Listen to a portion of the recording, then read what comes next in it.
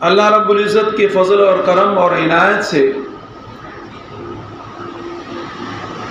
جامعہ دار ارقم ابتدا سے ہی بڑے اچھے انداز اور اسلوب کے ساتھ دینی خدمات سر انجام دے رہی ہے، اور ہمیں تو انتہائی خوشی ہوتی ہے کہ جب جامعہ دار ارقم ترقی کرتا ہے، اس لیے کہ جیسے کہ آپ کا اس ادارے کے ساتھ تعلق ہے، اسی طرح ہمارا بھی اسی ادارے کے ساتھ بڑا مضبوط تعلق ہے، اور ہمارے تمام کے تمام ادارے جو دینی خدمات سر انجام دے رہے ہیں، اللہ رب العزت ہر ادارے کو ترقی عطا فرمائے۔ آپ نے جو دورہ حدیث شریف مکمل کیا، اللہ رب العزت نے آپ کو منتخب فرمایا، اور آج الحمدللہ آپ کی آخری حدیث کا درس ہو رہا ہے۔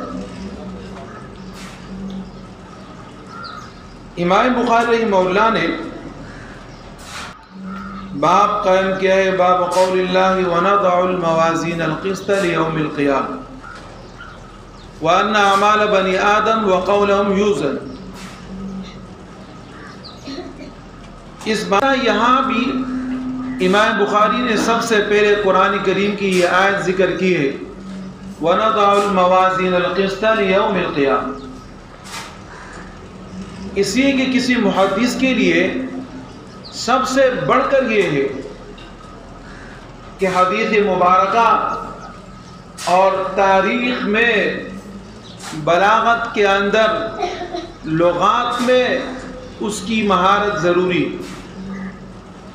اللہ رب العزت نے امام بخاری رحمہ اللہ کو لغت اور تاریخ میں ایک اعلیٰ شان عطا فرمایا تھا، جبکہ امام بخاری رحمہ اللہ عربی النسل نہیں ہے، عجمی ہے، لیکن جس سے اللہ کو کام لینا ہوتا ہے، مقبول کرانا ہوتا ہے، اللہ پاک اس کو مقبول کرا دیتے۔ انسان کے احساس کو، اس کی بزرگی کو، اس کی صلاحیت کو، اس کے اعمال کو، اس کے خلوص کو دیکھ کے اللہ رب العزت اس کے درجات بلند فرماتے ہیں۔ امام بخاری رحمہ اللہ کی اعلیٰ شان یہ ہے کہ جب بھی انہوں نے بخاری شریف لکھی تو کسی حدیث کے لکھنے سے پہلے انہوں نے 2 رکعت نفل ادا کیے، اور اس کے بعد حدیث مبارکہ لکھا۔ لیکن ایسا نہیں ہے کہ جیسے امام بخاری رحمہ اللہ نے بخاری شریف لکھی اور لکھتے ہی اس کا مقام بلند ہو گیا، ایسی بات نہیں۔ ہر چیز کے اندر وقت لگتا ہے۔ اس سے پہلے بہت سارے حضرات نے احادیث کی کتابیں لکھی ہیں۔ ہمارے ہاں جیسے کہ مشہور ہے سیاہ ستہ، بخاری شریف، ترمذی، ابو داؤد، نسائی، ابن ماجہ، یا تمام کے تمام سیاہ ستہ ہمارے ہاں مشہور ہے، ہم اسی کے اوپر اکتفا کرتے ہیں۔ لیکن اس کا یہ مطلب نہیں ہے کہ یہ صرف اور صرف یہ 6 کتابیں، اس کے علاوہ کوئی کتاب حدیث کی نہیں ہے۔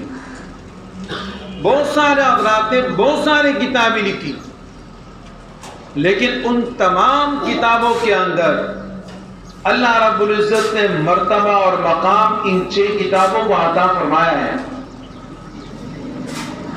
اسی طرح موطئین ہے جو بنین کے اندر پڑھایا جاتا ہے، موطا امام مالک، موطا امام محمد، تو یہ صرف یہ 2 کتابیں نہیں ہیں، بلکہ موطا نام کی بھی بہت ساری کتابیں لکھی گئی، لیکن کوئی کتاب زمانے کے حال کے گزرنے کے ساتھ ساتھ ختم ہو گئی، کوئی کتاب باقی رہی، اور کسی کتاب کو اللہ پاک نے یہ مقام عطا فرمایا۔ پھر سیاہ ستہ یعنی ان 6 کتابوں کے اندر اللہ رب العزت نے بخاری شریف کو ایک اعلیٰ مرتبہ عطا فرمایا ہے۔ قریباً یہ کہ 400 ہجری میں امام بخاری رحمہ اللہ کا چرچا ہوا، اور چرچا اتنا ہوا کہ ہر آدمی امام بخاری رحمہ اللہ کے متعلق سوال کرنے لگے کہ بھئی یہ بڑے اعلیٰ شخصیت ہے۔ سن 600 ہجری کے اندر تمام علماء نے اس کے اوپر اتفاق کر لیا کہ بخاری شریف ایک اعلیٰ کتاب، اور اسی اس کو پھر مرتبہ دیا اصح الکتب بعد کتاب اللہ، کہ قرآن کریم کے بعد اگر مرتبہ اور مقام ہے تو وہ بخاری شریف کا ہے۔ امام بخاری رحمہ اللہ کی وہ اخلاص کہ اللہ رب العزت نے اس کی اخلاص کو باقی رکھا، اور کتاب ان کی آج ہمارے درمیان پڑھی جاتی ہے، اور تمام کے تمام حضرات کسی کا اعتبار کرتے ہیں۔ امام مالک رحمہ اللہ نے جب موطا لکھا تو اسی زمانے کے اندر امام محمد رحمہ اللہ جو امام ابو حنیفہ رحمہ اللہ کے شاگرد تھے، انہوں نے بھی اپنی کتاب موطا امام محمد لکھنی شروع کی۔ تو کسی نے امام مالک رحمہ اللہ سے پوچھا کہ جیسے آپ موطا لکھ رہے ہیں، اسی طرح ایک موطا نام کی کتاب امام محمد بھی لکھ رہے ہیں، فلاں فلاں ساتھی بھی لکھ رہے ہیں۔ امام مالک رحمہ اللہ نے فرمایا وَلِلَّهِ مَا يَبْقَى، جو اللہ کے لیے ہے وہی باقی رہے گا۔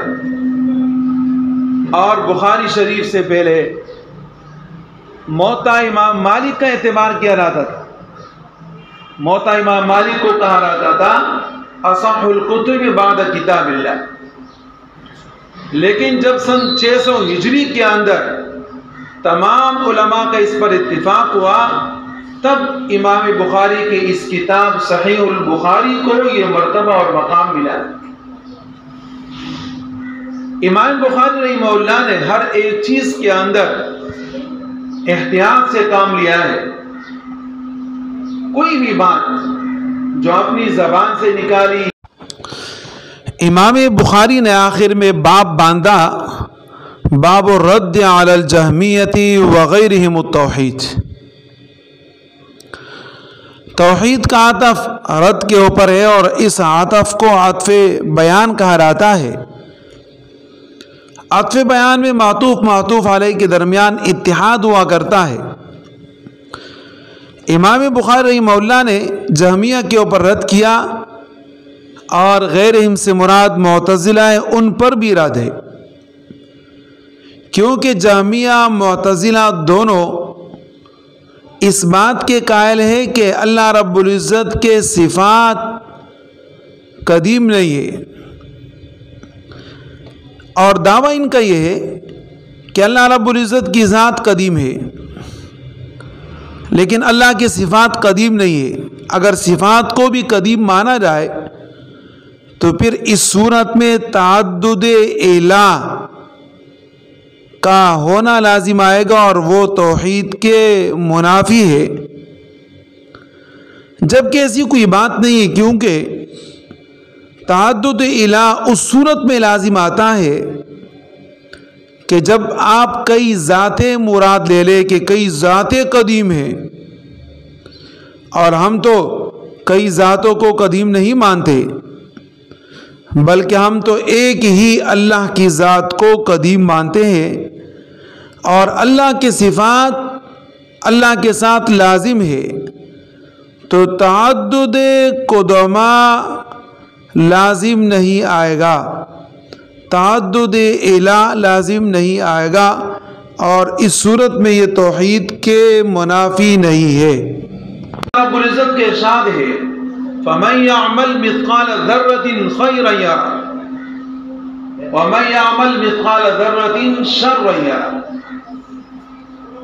اعمال خیر اس کا بھی آپ کو اندازہ ہو جائے گا، اعمال شر کا بھی آپ کو اندازہ ہو جائے گا۔ وَنَضَعُ الْمَوَازِينَ الْقِسْطَ لِيَوْمِ الْقِيَامَةِ جمع کا صیغہ ذکر کیا ہے کہ ہم کیا کریں گے؟ اعمال کو تولیں گے، ترازو قائم کریں گے، جبکہ یہاں تو قائم کرنے والے ایک اللہ رب العزت کی ذات ہے۔ مفرد کا صیغہ استعمال ہونا چاہیے، لیکن جمع کا صیغہ اس لیے ذکر کیا کہ یہ ادب ہے اور عظمت شان ہے۔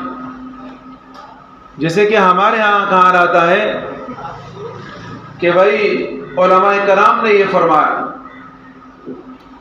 جبکہ ایک عالم ایک بات فرماتا ہے، لیکن ہم جو اس کے لیے لفظ استعمال کرتے ہیں، ہم استعمال کرتے ہیں علماء کرام نے فرمایا۔ تو یہ جو ایک مفرد کو ہم جمع کے اندر استعمال کرتے ہیں، وہ اس کی عظمت شان کی بنا پر ہم کہتے ہیں اللہ ہماری مساجد کی حفاظت فرما، جبکہ وہ ایک مسجد ہوتی ہے، لیکن جمع کا صیغہ جو استعمال کرتے ہیں وہ اس کے ادب اور احترام کی بنا پر۔ پھر اسی طریقے سے وَنَضَعُ الْمَوَازِينَ، موازین یعنی کئی میزانیں، جمع کا لفظ استعمال ہوا ہے، جبکہ علماء کا اس بات پر اتفاق ہے کہ موازین بمعنی ترازو وہ کئی نہیں ہوں گے بلکہ وہ ایک ہی ہوگا،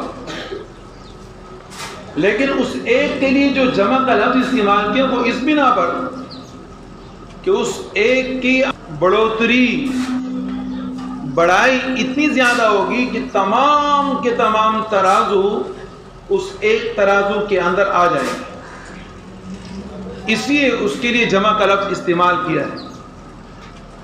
اور یہ آپ کے سامنے ہی ہے کہ کتنے ترازو ہیں، ہم دیکھتے ہیں کوئی 10 کلو کا طاقت رکھتا ہے، کوئی 20 کلو کا، اور ایسے بڑے بڑے کانٹے کہ جناب کسی کے اوپر سوزوکی جا کے کڑی اڑاتی ہے، کسی کے اوپر ڈمپر جا کے کڑا اڑاتی ہے۔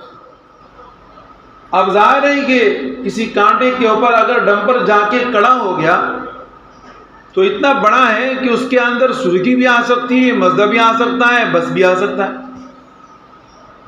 اس کی عظمت کی وجہ سے جمع کا لفظ استعمال ہوا۔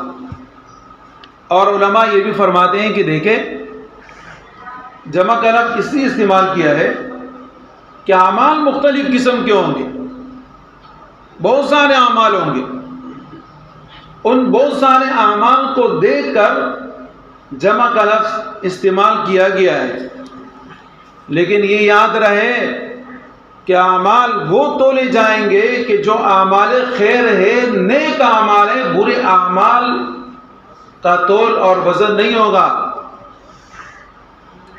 اس لیے کہ برے اعمال، گناہ، کفر، شرک، اس کے اوپر تو بات کلیئر ہے، اس کے تولنے کی بات ہی نہیں۔ آسان سی مثال ہے کہ آپ کے پاس ایک صحیح نوٹ ہے اور ایک جعلی نوٹ ہے۔ آپ کے پاس صحیح نوٹ ہے 5000 کا، آپ مارکیٹ گئے، 5000 پر آپ نے خریداری کی، وہ رائج الوقت ہے، اس کا اعتبار کیا رہتا ہے؟ دکاندار خوش ہوگا، آپ کو بولے گا بھائی لے لو، 5000 کی برابر چیزیں لے لیں۔ اور اگر آپ 5000 کا وہ نوٹ دکھائیں لیکن وہ جعلی ہو، اس کا اعتبار نہیں ہوتا، وہ آپ کو کہے کہ بھائی جاؤ اس کو پھینکو، اس کا وزن نہیں ہے۔ اسی طریقے سے ہمارے ہاں جو طالبات پڑھتی ہیں، تعلیم حاصل کرتی ہیں، جنہوں نے قرآن کریم حفظ کیا ہے، علم حاصل کیا ہے، اسی کا اعتبار کیا جاتا ہے۔ ان کے گھر کے لوگ یہ کہتے ہیں کہ ہماری یہ بچی ماشاءاللہ حافظہ قرآن ہوئی، یہ بچی عالمہ ہوئی۔ اب دیکھیں آپ کہ اسی کا وزن کیا جا رہا ہے، اس کا اعتماد کیا جا رہا ہے۔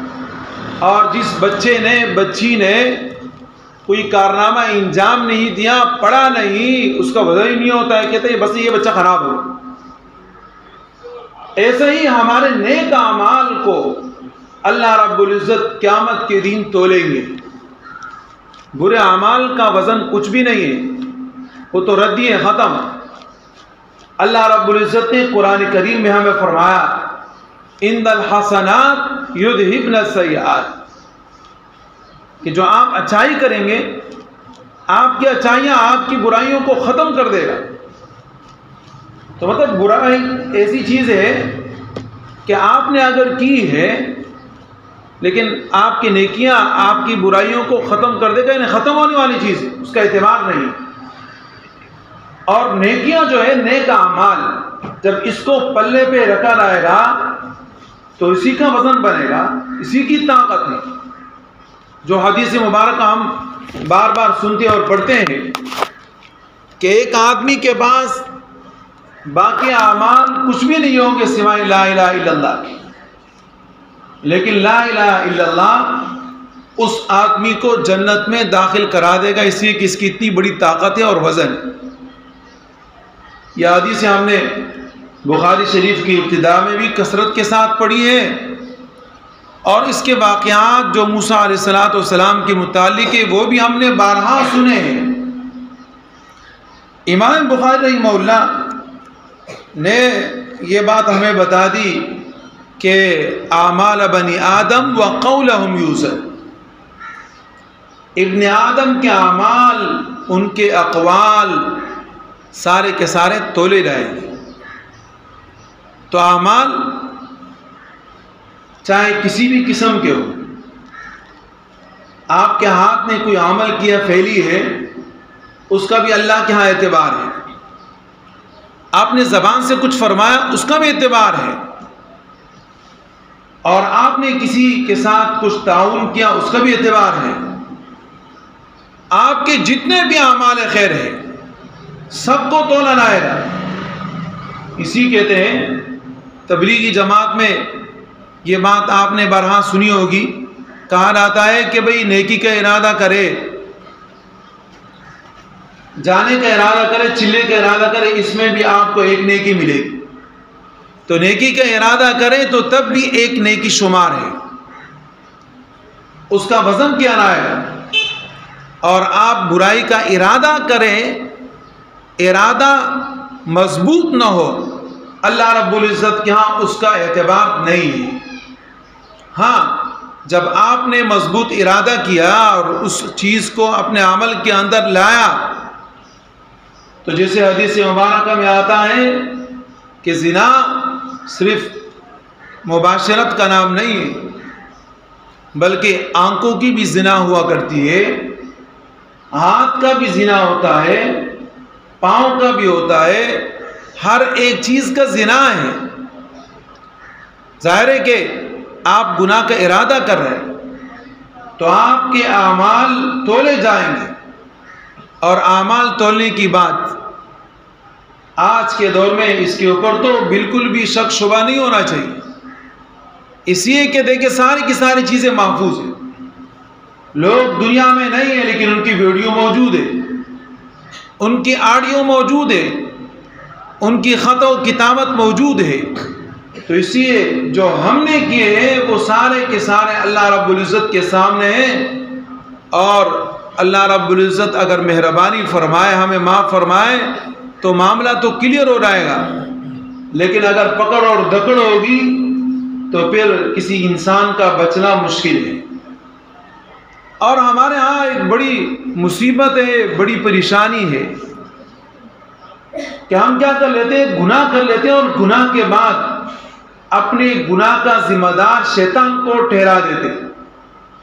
یار شیطان نہیں کیا، شیطان نے کیا. ارے بھائی سارے کے سارے کام شیطان کرتا ہے.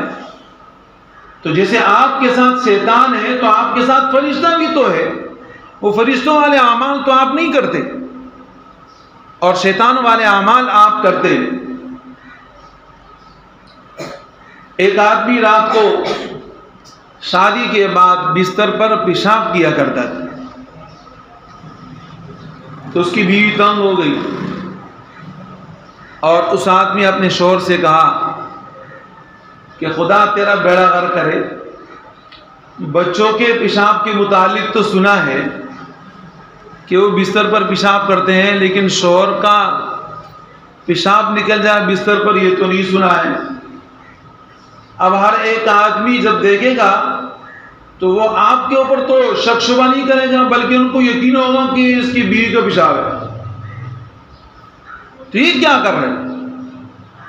تو اس شوہر نے اپنی بیوی سے کہا کہ بیگم محترمہ پریشان نہ ہونا، بات دراصل یہ کہ جب میں رات کو سو جاتا ہوں تو شیطان آ جاتا ہے میرے پاس، اور وہ میرے کو لے کر چلا جاتا ہے کسی جنگل میں، وہاں مجھے کہتا ہے کہ یہاں پیشاب کر لے، بس میں وہاں پیشاب کر لیتا ہوں، اور جب میں صبح اٹھتا ہوں تو بستر کے اوپر پیشاب ہوتا ہے۔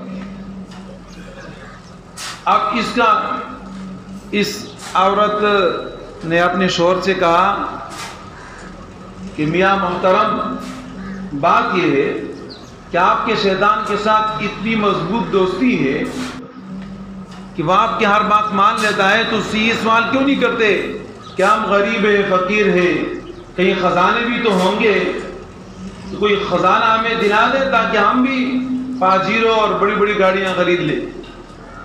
انہوں نے کہا صحیح ہے، جب رات کو شیطان آئے گا تو اس سے میں ذکر کر دوں گا، اور یہ کہ ہمیں خزانہ مل جائے گا، ہماری غربت مٹ جائے گی، ختم ہو جائے گی۔ اب رات کو کیا ہوا کہ شیطان آیا،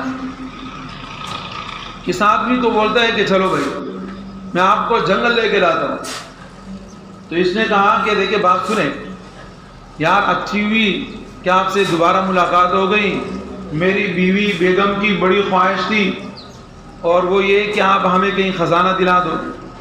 تو شیطان نے کہا اگر پاگل آدمی پہلے کیوں نہیں کہا، پہلے کہہ دیتے تو اچھے خاصے خزانے میں تمہیں دے دیتا، چلو آ جاؤ خزانے لے لو۔ پھر اس کو جنگل لے کر گئے، وہاں ایک بوجھ پڑا ہوا تھا، بوجھ یعنی بوری پڑی ہوئی تھی، اس کو کہا جاتا ہے بوجھ۔ کہا یہ بوجھ اٹھاؤ، یہ خزانہ۔ اب وہ اس سے اٹھ نہیں رہا تھا، جیسے زور اس نے لگایا اور اٹھایا تو اس کا پاخانہ بھی نکل گیا اس سے۔ اب جب یہ صبح اٹھا تو پہلے تو صرف پیشاب تھا، اور اب اس کے ساتھ ساتھ پاخانہ بھی ہے۔ تو بیوی نے کہا ارے مردار آدمی، پہلے تو صرف اور صرف پیشاب تھا، اب تو ساتھ میں پاخانہ بھی ہے۔ تو اس نے کہا میں کیا کروں، یہ سارا کام تو شیطان کا تھا، آپ نے خزانے کی خواہش ظاہر کی، میں نے آپ کی خواہش شیطان کے سامنے رکھ دی، شیطان نے کہا کہ یہ بوجھ اٹھائے، آپ کو خزانہ مل جائے گا، یہ اپنے گھر لے کر چلے جائیں، تو اس نے مجھے بوجھ دیا، میں نے اٹھایا اور پاخانہ نکل گیا۔ علماء فرماتے ہیں کہ دیکھیں یہاں کا جو مال ہوتا ہے، دولت ہوتا ہے، وہ آخرت کے اعتبار سے پاخانہ ہے، پیشاب ہے، ختم، کسی کام کی چیز نہیں۔ اب ظاہر ہے کہ جب ہمارے اعمال ایسے ہیں تو اس کا وزن کہاں سے ہو، تو ختم ہو گیا۔ تو اعمال وہ معتبر ہوتے ہیں، اس کو یاد رکھ کر آتا ہے کہ جو اعمال خیر ہوتے ہیں، جن اعمال کا وزن ہوتا ہے، جس کا اعتبار کیا جاتا ہے۔ قسط کا اصل مادہ ہے قاف سین طا۔ قرآن کریم کی آیت کی طرف اشارہ ہے وزنوا بالقسطاس المستقیم۔ قسطاس رومی زبان میں عدل کو کہتے ہیں۔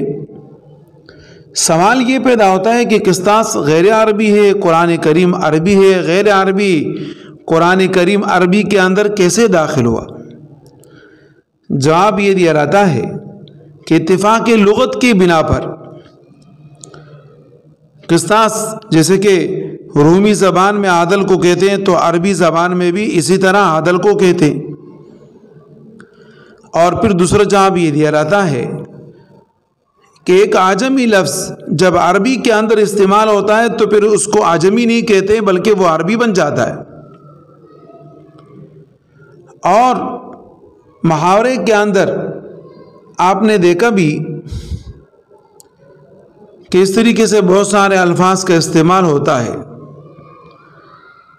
دونوں زبانوں میں یکساں ہوتا ہے، جیسے کہ لفظ صابن ہے، عربی اعجمی دونوں زبانوں میں اس کا استعمال ہے، تو لہذا یہ کوئی سوال نہیں۔ قرآن کریم کی دوسری آیت کی طرف بھی اشارہ ان اللہ یحب المقسطین۔ قسط مصدر ہے باب ضربا یضرب سے، قسطا یقسط قسطا۔ امام بخاری رحمہ اللہ امام مجاہد کا قول نقل کر کے فرماتے ہیں کہ القسط مصدر المقسط، حالانکہ مقسط جو ہے یہ تو باب افعال سے اقسط یقسط اقساطا اس کا مصدر ہے، اور قسط امام بخاری رحمہ اللہ اس کا مصدر بتاتے ہیں، جبکہ اس کا مصدر تو اقساط ہونا چاہیے۔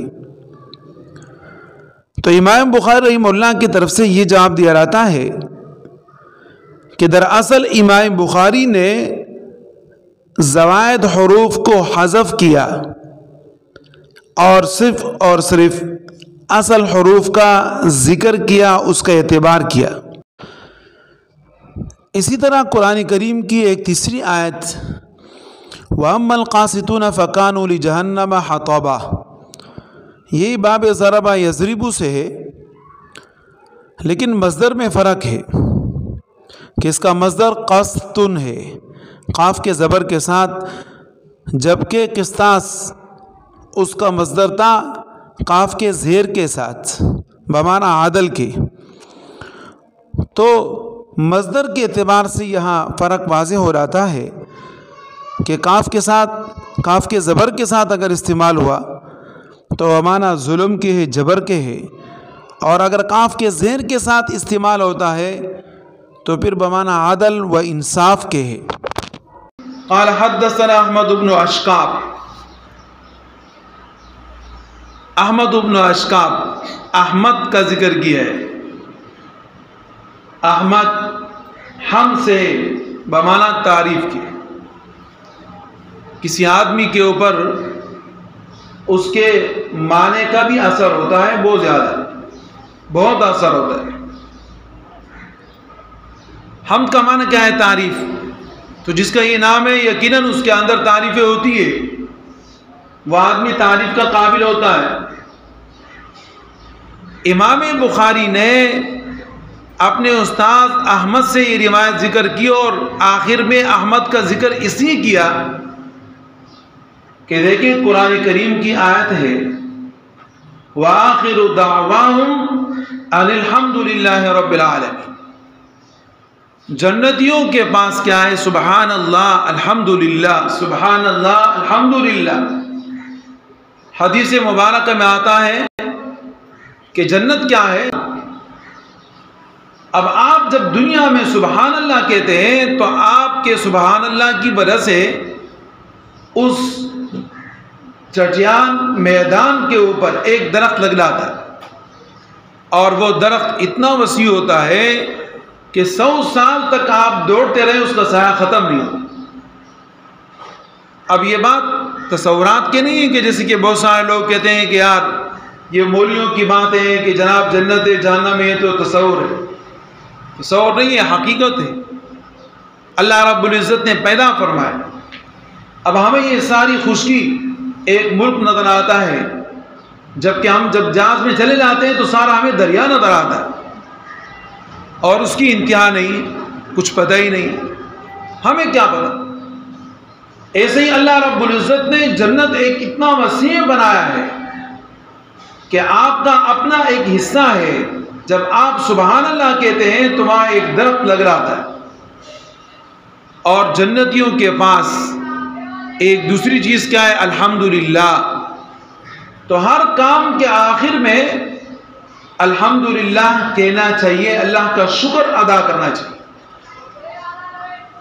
اسی امام بخاری احمد کا نام لا کے آخر میں آپ کو بتانا چاہ رہے ہیں کہ آپ بھی اللہ کا شکر ادا کریں کہ خیر خیریت کے ساتھ ہم نے یہ سال پورا کر لیا، تعلیم حاصل کر لی، خیریت اور عافیت کے ساتھ ہم ادارے سے فارغ ہو گئے۔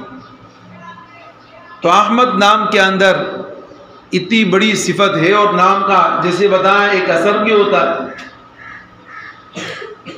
امام ابو حنیفہ رحمہ اللہ کے دور میں ایک آدمی تھا رافضی شیعہ، اور ان کے اندر آپ نے دیکھا ہوگا کہ جس طریقے سے گستاخیاں کرتے وہ کرتے رہتے۔ تو قریب میں پڑوس میں ایک رافضی رہا کرتا تھا، اس نے اپنے پاس 2 خچر رکھے تھے اور بطور استہزاء اور مذاق کے ایک خچر کا نام رکھا عمر نعوذ باللہ اور دوسرے کا نام رکھا معاویہ، اس لیے کہ ان 2 حضرات سے ان کو بڑی تکلیف ہوتی۔ عمر تو عمر ہے۔ کچھ عرصے کے بعد پتہ چلا کہ خچر نے اس آدمی کو لات ماری ہے۔ مولانا اشرف علی تھانوی رحمہ اللہ نے اپنے ملفوظات کے اندر یہ ذکر کیا ہے، پتہ چلا کہ وہ اس خچر نے ماری کہ جس خچر کا نام اس نے عمر رکھا تھا، تو اسی خچر کے عمر کی لات سے یہ آدمی کیا ہو گیا، مر گیا۔ تو حضرت عمر رضی اللہ تعالیٰ کے نام کے اندر یہ تاثیر ہے۔ اس لیے نبی اکرم صلی اللہ علیہ وسلم نے اپنے زمانہ تکلیف میں، مصیبت میں، پریشانی میں اللہ رب العزت سے یہ دعا فرمائی تھی کہ اللہ 2 عمروں میں سے کسی ایک عمر کو ہدایت عطا فرما، یا عامر ابن ہشام ابو جہل کو، یا حضرت عمر ابن خطاب رضی اللہ تعالیٰ عنہ کو۔ اور اللہ رب العزت نے ان کو ہدایت عطا فرمائی۔ حضرت ابو ہریرہ رضی اللہ تعالی عنہ فرماتے ہیں کہ نبی علیہ الصلوۃ والسلام دعا کرے اور وہ قبول نہ ہو، ایسا نہیں ہو سکتا۔ اللہ رب العزت کسی کی دعا کو رد نہیں کرتے۔ ہاں، دعا کا معیار الگ الگ ہے۔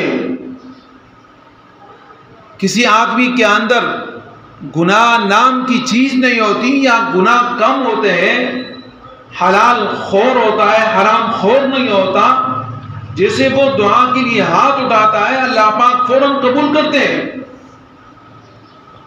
اور نبی علیہ الصلوۃ والسلام کی دعا وہ تو ایک اعلیٰ مثال لگتی۔ اس لیے وہاں ایک صحابی نے حضرت عمر رضی اللہ تعالیٰ عنہ سے فرمایا کہ عمر مبارک ہو، آپ نے اپنے بہنوئی کو بھی مارا، اپنی بہن کو بھی مارا، اور اب آپ کو احساس ہوا، میں آپ کو خوشخبری سناتا ہوں کہ نبی اکرم صلی اللہ علیہ وسلم نے آپ کے لیے دعا فرمائی۔ وہ شخص جو نبی علیہ السلام کے قتل کے ارادے سے نکلا تھا، تو اس نے کہا کہ آپ مجھے نبی علیہ السلام کے پاس لے کر چلے جاؤ۔ نبی علیہ الصلوۃ والسلام کے پاس جب حضرت عمر رضی اللہ تعالیٰ عنہ کو لایا گیا، نبی علیہ السلام سے اجازت طلب کی گئی کہ حضرت عمر رضی اللہ تعالیٰ عنہ باہر انتظار کر رہے ہیں۔ تو نبی علیہ الصلوۃ والسلام گھر سے باہر نکلے اور فرمایا، عمر بڑی دیر کرتی، اے عمر تیرا انتظار تھا، تو نے بڑی دیر کر دی۔ اور وہ عمر جب نبی علیہ الصلوۃ والسلام سے ملا تو پھوٹ پھوٹ کے رونے لگا، اور فوراً کہا اشہد ان لا الہ الا اللہ واشہد ان محمد رسول اللہ۔ فرمایا اللہ کے رسول عمر مسلمان ہو گیا نا، اب چھپ چھپ کر نماز نہیں پڑھیں گے، اب ظاہر ہو کر نماز پڑھیں گے۔ تو نام کے اندر ایک اثر ہوتا ہے، اسی امام بخاری نے احمد کا نام ذکر کیا ہے۔ اور علماء ایک دوسری وجہ بھی بیان کرتے ہیں، فرماتے ہیں کہ دیکھیں احمد ابن اشقاق، اس نام کے بہت سارے حضرات ہیں، علی ابن اشقاق بھی ہے، لیکن احمد ابن اشقاق امام بخاری رحمہ اللہ کے آخری اسناد ہیں۔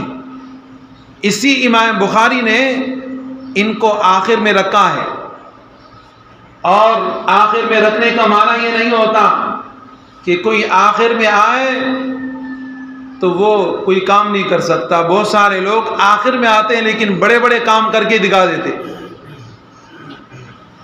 روایت کس سے؟ روایت حضرت ابو ہریرہ رضی اللہ تعالیٰ عنہ سے۔ حضرت ابو ہریرہ رضی اللہ تعالیٰ عنہ بھی سن 7 ہجری میں مسلمان ہوئے آخر میں، اور نبی اکرم صلی اللہ علیہ وسلم کی بڑی کم صحبت پائی۔ سمجھے کہ 3.5-4 سال نبی علیہ الصلوۃ والسلام کے ساتھ رہے، لیکن رہے تو ایسے رہے کہ جناب نہ صبح دیکھا نہ شام دیکھا۔ اس بنا پر حضرت ابو ہریرہ رضی اللہ تعالیٰ عنہ سے 5474 یا اس قدر یا 574 احادیث منقول ہیں۔ اتنے احادیث کسی اور سے منقول نہیں ہیں، ہاں حضرت عمرو بن عاص سے، لیکن حضرت ابو ہریرہ رضی اللہ تعالیٰ عنہ فرماتے ہیں کہ ہمیں دیکھ کر آپ پریشان تو ہوں گے، لیکن ہمارا حال آپ نے دیکھا نہیں ہوگا کہ ہماری کیا کیفیت ہوا کرتی تھی کہ بھوک کی حالت میں جب ہم پہ تکلیف آتی، نبی علیہ الصلوۃ والسلام کے ساتھ رہنا ہوتا تو بھوک تو برداشت کرنا ہوگا، تکلیف تو ہٹانی ہوگی۔ ہم اسی بھوک کی حالت میں کبھی بے ہوش ہو جاتے، اور بے ہوشی کی حالت میں لوگ سمجھتے کہ حضرت ابو ہریرہ رضی اللہ تعالیٰ عنہ کو مرگی ہو گئی، لیکن ایسی کوئی بات نہیں تھی۔ وہ حالت اور کیفیت جو ہماری تھی وہ اس بنا پر تھی کہ ہمارے پیٹ کے اندر جانے کے لیے کوئی چیز نہیں تھی، کھانے پینے کا انتظام نہیں تھا۔ ایک آدمی آیا نبی علیہ الصلوۃ والسلام سے فرمایا، اے اللہ کے رسول، میں آپ سے بڑی محبت کرتا ہوں۔ نبی علیہ الصلوۃ والسلام نے فرمایا کہ اپنی بات پر ذرا غور تو کرو۔ فرمایا نہیں اللہ کے رسول، میں آپ سے بڑی محبت کرتا ہوں۔ فرمایا دیکھو صحیح، اپنی بات کو ذرا توڑو۔ پھر فرمایا نہیں اللہ کے رسول، مجھے آپ سے حد درجے محبت ہے، اور نبی علیہ الصلوۃ والسلام کے ساتھ محبت اس کی تو ایک نہیں کئی مثالیں ہیں۔ کیا آپ کو پتا ہے کہ نبی علیہ السلام خود ہی محبت ہے، محمد ہے۔ نبی علیہ السلام نے فرمایا اچھا مجھ سے محبت کرتے ہو؟ اس نے کہا کرتا ہوں۔ نبی علیہ الصلوۃ والسلام نے فرمایا پھر بھوک کو، افلاس کو، غربت کو، تنگی کو، پریشانی کو، مصائب کو اپنے آپ کے لیے لازم سمجھ لو۔ ایسا نہیں ہے کہ ہمارے ساتھ چلنے والا یہ سوچے کہ جناب ہمیں بڑے جائیدادیں مل جائے گی۔ ایک مرتبہ رسول اللہ صلی اللہ علیہ وسلم پریشان بیٹھے ہوئے تھے، حضرت جبریل علیہ السلام آئے، فرمایا کہ اے اللہ کے رسول پریشان کیوں ہو؟ فرمایا نبی علیہ الصلوۃ والسلام نے کہ جبریل علیہ السلام بھوک لگی ہوئی ہے، جب کھانا کھاتے ہیں تو لوگ یہ طعنہ دیا کرتے ہیں ما لهذا الرسول يأكل الطعام ويمشي في الأسواق۔ کیا کریں بتاؤ تو صحیح۔ حضرت جبریل علیہ الصلوۃ والسلام وہ فرشتہ ہے جو ہر پیغمبر کے پاس گیا، اور فرشتے کا وجود ایسا نہیں ہوتا کہ بس وہ ایک ہی وجود ہے، نہ بڑھ سکتا ہے نہ گھٹ سکتا ہے، نہیں، بڑھ بھی سکتا ہے اور گھٹ بھی سکتا ہے، لیکن اصل وجود جو فرشتے کا اور خاص کر حضرت جبریل علیہ السلام کا، تو یہ آسمان اور زمین اس کے مقابلے میں کچھ بھی نہیں، کچھ بھی نہیں۔ حضرت جبریل علیہ السلام نبی علیہ السلام کی بات سن کے موم ہو گئے، پریشان ہو گئے۔ ایک آواز آئی، نبی علیہ السلام نے فرمایا آواز کس کی ہے؟ فرمایا حضرت رضوان علیہ السلام آ گئے۔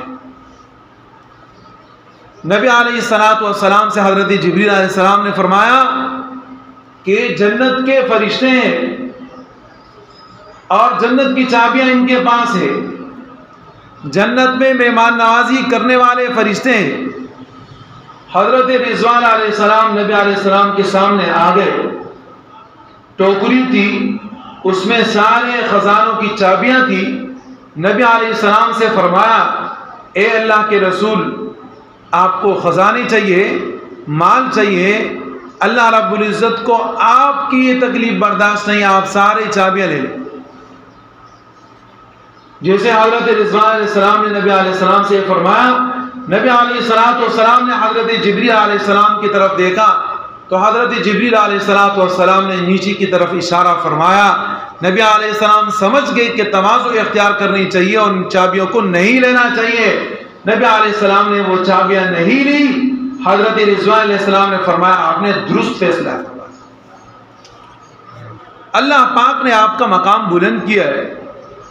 اسی کہتے ہیں من تواضع للہ رفعہ اللہ، جو تواضع انکساری اللہ کے لیے اختیار کرتے ہیں اللہ پاک اس کو بلند مرتبہ اور مقام عطا فرماتے ہیں۔ تو اس صحابی سے نبی علیہ السلام نے فرمایا کہ ہم سے محبت کرو گے تو تکلیفیں اٹھانی پڑے گی۔ ایک مرتبہ ایک صحابی آئے، نبی علیہ السلام سے فرمایا اے اللہ کے رسول آپ کے اوپر تو اس قدر بخار ہے جس کی انتہا نہیں، جسم تو جسم ہے، آپ کے اوپر جو کمبل پڑا ہوا ہے وہ بھی گرم ہے۔ نبی علیہ السلام نے فرمایا اعظم الجزا ما اعظم البلا، بڑا بدلہ بڑے تکلیف کے ساتھ ملا کرتا ہے۔ جیسے ہمارا بخار آپ کے بخار سے کئی درجے زیادہ ہے، ایسی ہی ہماری جو نیکیاں ہیں وہ آپ کی نیکیوں سے کئی درجے بڑھ کے ہیں۔ آج ہمارے عام خاص مولوی طالبات عالمات اور ہم سب اس کے اندر مبتلا ہے کہ لوگ کہتے ہیں، اور ہم اپنے آپ کو جو مطمئن کرتے ہیں ہم کہتے ہیں ہم چھوٹا سا بھی گناہ کر لے لوگ ہمیں تانا دیتے ہیں کہ مولوی صاحب تم نے یہ غلط کام کیا، جبکہ یہ لوگ خود بہت غلط کام کرتے ہیں اور اس کی طرف دھیان نہیں، ہماری چھوٹی سی معمولی سی بات کی طرف یہ لوگ توجہ کرتے ہیں۔ تو اس کا جواب اس کے اندر ہے نا، آپ باقی لوگوں کی طرح نہیں ہو، آپ ان سے ہٹ کے ہو۔ آپ نے پڑھا یا نہیں پڑھا، لیکن لوگوں کی نظر میں یہ ہے کہ آپ نے پڑھا ہے، آپ نے محنت کی نہیں کی، لیکن آپ کے ماں باپ یہ سمجھ رہے ہیں کہ ہماری بچی عالمہ ہو رہی۔ تو ایسا تو نہ ہو کہ آپ کی بچی عالمہ ہے اور کسی گھر میں جائے تو پریشانی ساری کی ساری اٹھائے کہ بھئی میں تو یہ نہیں کر سکتی یہ نہیں کر سکتی۔ عام طور پر جب لوگ بنات کے متعلق بات کرتے ہیں تو میں ان کو جواب دیتا ہوں، مولوی حضرات یا ایسے بہت سارے حضرات، ان کا ایک سوال ہوتا ہے کہ یار کوئی عالمہ بچی جب کسی کے گھر میں چلی جاتی ہے تو وہاں فساد مچ جاتا ہے۔ میں ان کو کہتا ہوں یہ تمہاری بات غلط ہے۔ اللہ رب العزت نے فرمایا لا یستوی الاعمی والبصیر، نابینا اور بینا برابر نہیں ہو سکتے، ولا الظلمات ولا النور، رات کی تاریکی اور دن کا اجالا برابر نہیں ہو سکتا۔ یہ عالمہ ہے، علم حاصل کیا ہے، جاہلہ اس کا مقام نہیں پا سکتی۔ یہ آپ کا سوچ غلط ہے کہ یہ عالمہ ایسی بات نہیں، آپ کا سوچ صحیح نہیں، آپ اپنے سوچ کو درست کریں۔ عالمہ صحیح ہے، لیکن آپ ہر ایک بات کو عالمہ کی طرف منسوب کر دیتے ہو کہ عالمہ ہے آپ نے یہ کیا، عالمہ ہے آپ نے یہ کیا، عالمہ ہے آپ نے یہ کیا۔ ارے بھائی وہ عالمہ ہے لیکن بشر ہے، انسان ہے، کبھی کوتاہی ہو جاتی ہے۔ بہرحال یہ بات تو ہم لوگوں کو بتاتے ہیں، لیکن آپ اپنے آپ کو درست کریں گے، اسی کہ آپ کا مرتبہ کچھ اور ہے، برداشت آپ نے پیدا کرنی۔ اور ہمارا تو بنات کے ساتھ تعلق ہوا ہے اس لیے کہ پڑھا ہے، ہمیں معلوم ہے کہ ایسا نہیں ہے جو لوگ سمجھتے ہیں۔ اللہ پاک نے بنات سے بہت کام لیا ہے، بہت کام لیا ہے۔ یہ جو دال رقم آپ کو نظر آ رہا ہے تو اس کی ابتدا ہوئی، اس کا کام اٹھا، آپ سمجھ رہے ہوں گے کہ یہ گجرات کالونی کے اندر دل میں یہ نہ آ جائے کہ شاید یہ مدرسے کی تعریف اسی کر رہا ہے کہ یہاں پر آیا ہے یا احمد بھائی کی یا ان کی بچیوں کی یا ادارے کی کہ یہاں پر آئے، ایسی بات نہیں۔ ہم اس ادارے میں آج تک اگر نہیں بھی تھے تو تب بھی الحمدللہ ہم نے یہی کہا ہے کہ بہترین ادارہ، بہترین انتظام اور بہترین خدمت احمد صاحب ادا کر رہے ہیں۔ اللہ پاک ان کو اور ان کی بچیوں کو مزید توفیق عطا فرمائے۔ عزت اس کا اجر اور ثواب احمد بھائی کو بھی عطا فرمائیں گے، اور ہم سب جو اس کے ساتھ تعاون کرنے والے ہیں ہمیں بھی اللہ رب العزت عطا فرمائیں گے۔ اور اس کے اندر ہر ایک کا حصہ ہے، ہر ایک کا حصہ۔ اللہ رب العزت کسی کے محنت اور مشقت کو ضائع نہیں کرتے۔ اب یہاں دارالحکم کے اندر بیٹھا ہوں، میں کوئی بات کروں گا تو شاید کسی کے ذہن میں یہ نہ آ جائے، اور یقیناً یہی چیزیں ہیں جو انسان کو موت کے بعد کام دیتی ہیں۔ یہ نیک اعمال ہیں۔ کمی کوتاہی ہر کسی کے اندر ہے، ہم سے آپ، ہمارے اندر آپ سے بڑھ کے، آپ کے اندر جو ہے نا ہم سے بڑھ کے، ہر آدمی اپنی کمی کوتاہی کو خود جانتا ہے، لیکن معاف کرنے والی ذات اللہ رب العزت کی ہے۔ اصل چیز کیا ہے؟ خدمت۔ جو اللہ رب العزت کے راستے میں انسان یہ خدمت ادا کرتا ہے، اس کا فیض جاری ہے، یہ کام اللہ پاک لیتا ہے، یہ بڑی بات۔ مولانا صفی تانوی رحمہ اللہ سے کسی نے کہا کہ یار وہ فلاں ایک آدمی ہے، اس نے مدرسہ قائم کیا ہے، 6 مہینے تک مدرسہ چلاتا ہے، اس کے بعد بند کر دیتا۔ اب اس آدمی کو مدرسہ چلانا چاہیے نہیں چلانا چاہیے؟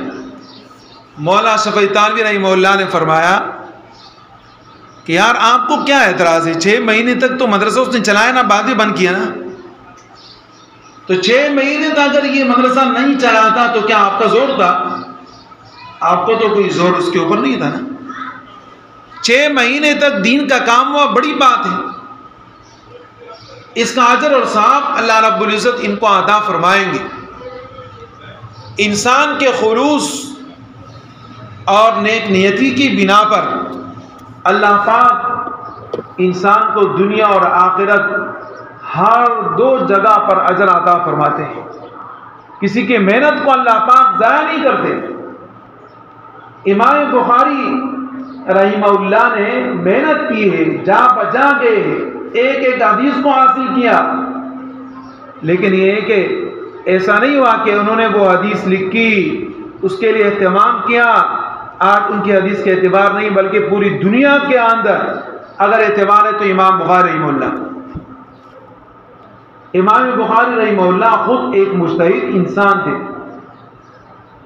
اور عجمی تھے، اور امام بخاری نے حضرت ابو ہریرہ رضی اللہ تعالیٰ عنہ جو آخری اسلام لانے والے شخص ہیں اور آخری استاد احمد ابن اشکاف، ان سے یہ آخری روایت ذکر کی اور آخر میں رکھا۔ حضرت ابو ہریرہ رضی اللہ تعالیٰ عنہ کا کردار تو سب کے سامنے ہے۔ دوست قبیلے سے ان کا تعلق تھا، اور دوست قبیلہ وہ قبیلہ ہے کہ جو بڑے سخت قسم کے لوگ تھے، ظالم لوگ تھے، لیکن نبی اکرم صلی اللہ علیہ وسلم نے ان کے لیے دعا فرمائی، اللہ پاک نے ان کو اسلام کی توفیق عطا کی، اسلام میں آئے۔ تو کوئی آدمی اگر بات میں آتا ہے، آپ بات میں فارغ ہو رہی ہو، یہ آپ نہ سمجھے کہ ہم کوئی کام نہیں کر سکیں گے، نہیں، آپ وہ کام کریں گی انشاءاللہ العزیز، دنیا یاد رکھے گی۔ جیسے کہ بہت ساری بچیوں نے مدرسے قائم کی، اور اصل کام ہمارا یہ ہے۔ ضروری نہیں ہے کہ ہر آدمی کو فراغت کے بعد، شادی کے بعد ایک ادارہ ملے کہ اس میں کتب ہو اور کتب میں پڑھائے، نہیں۔ ہر بچی کا اپنا گھر مدرسہ ہے، جتنا بھی ہو سکے انسان اس میں پڑھائے اور آخرت کا ذخیرہ بنائے۔ آپ کے ان تمام کے تمام محنت کے اندر، نیک اعمال کے اندر آپ کے ادارے اور آپ کے اساتذہ اور آپ کی باجیوں کا، معلمات کا پورا حصہ ہے۔ آپ کے مدرسے کے خادمین کا بھی پورا حصہ ہے. اللہ پاک کسی کے اجر کو ضائع نہیں کرے. آخر میں حدیث ہے حضرت ابو ہریرہ رضی اللہ تعالیٰ سے روایت فرماتے ہیں نبی علیہ الصلوۃ والسلام نے فرمایا قال النبی صلی اللہ علیہ وسلم کلمتان حبیبتان الی الرحمن خفیفتان علی اللسان ثقیلتان فی المیزان سبحان اللہ وبحمدہ سبحان اللہ العظیم. آپ لوگ بھی پڑھے سبحان اللہ وبحمدہ سبحان اللہ العظیم سبحان اللہ وبحمدہ سبحان اللہ العظیم سبحان اللہ وبحمدہ سبحان اللہ العظیم.